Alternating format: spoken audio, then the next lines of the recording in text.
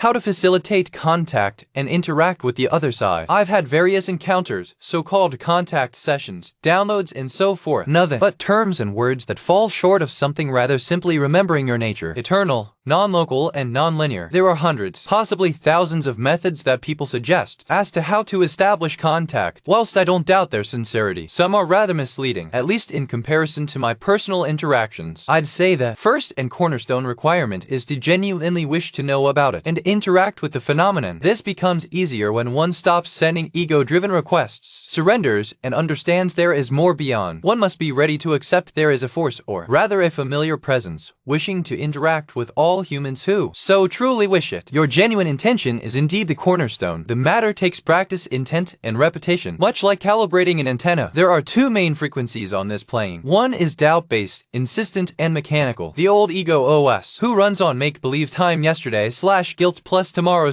/ anxiety. The ego demands proof and immediate answers. The self, on the other side, only answers when called upon and followed up on. It is non-linear. Patient never insists, only reciprocates true intent. Those who align themselves with this frequency, those who learn how to distinct between them, will be ultimately compensated. The sighting of orbs, seeing numbers in repetitions of at least 3 sets, 111, 777, 333, etc. Goosebumps in a good way, and ultimately at the final stages, dreams that feel more real than this life, memories of past incarnations, even before our time on Earth. To facilitate this endeavor, aside from the suggested tips, other than mentioning this is a completely personal endeavor. One could say that during the wee hours of the night or close to nature, I am particular trees and green bodies, the ultimate ideal platform being the water. One must find a much more easier time making contact. This reality is ultimately an EM field, and during the night, whilst the EM field and the machine sleeps, the presence soars and is easier accessible. Same wise with trees and water, following the same logic. Seek and you shall find. From ancient times to these days, what was truth yesterday continues to be so today, just like our most treasured and ancient knowledge that this world is of illusory nature. Equally, all humans, whether they believe or not, have sensed to some extent how there is something off about this world. Again, I say what is true yesterday continues to be truth today. What you are seeking is also seeking you. You have never been alone, only distracted. Leave the second-guessing vibration of the doubt, trust in the everlasting capacity of your consciousness to reach beyond, and all those with those who truthfully seek shall be corresponded when they so allow it, that is.